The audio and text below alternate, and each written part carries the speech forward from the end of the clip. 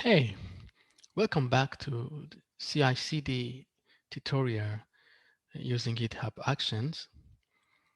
So as far as discussed, we have discussed the YAML uh, configurations.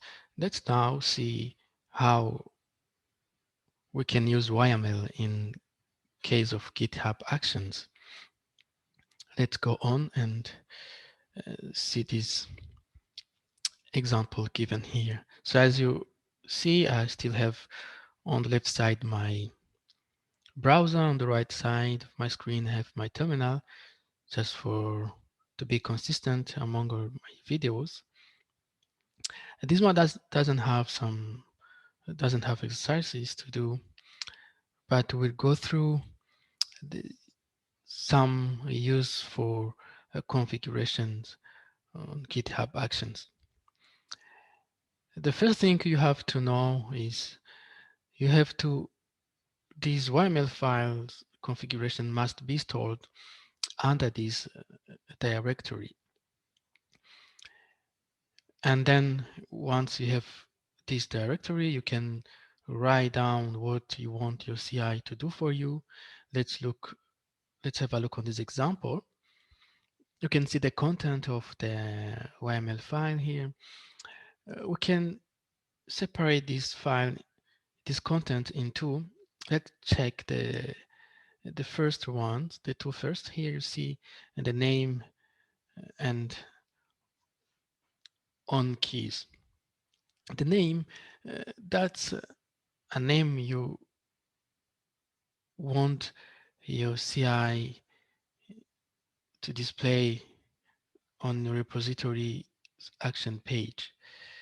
Is a matter of tracking your your workflow. It's not mandatory, but it makes sense to add it.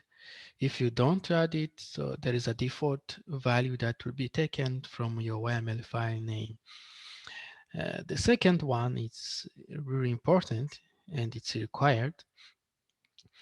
That's to tell your CI when to start.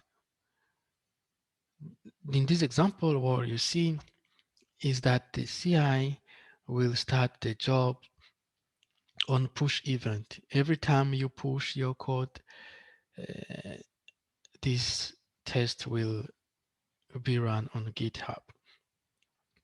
This can be a single event, or maybe you can put a list of events. We can see more detail on this link. Let's see what is there. You can see that can be a string, can be an array. That means in our example, I just used push event, but you can decide depending whatever you want. Maybe you want on push, pull request. You can even do some complex stuff like if you want the CI to be run on a specific branch and so on. Let's continue. Let's go back to our main page. So the second part of the content is everything under jobs. So you can see in this example, I only have one job, but I'm allowed to have more than one job. And you should give a name on your job. This should be alphanumerical character, including a dash and underscore. And it should start only by a letter or by underscore. The second line, this line you see here, it's important because it's also required. You have to specify on which system you want your job to run on. You can find a list of available environments. If you click here, you can see that there are Windows Server, there are Ubuntu, there are Mac OS. So this depends on what you want to do. Second thing is steps. You would like probably run your jobs in steps. In this example, you can see it's a kind of it's a list.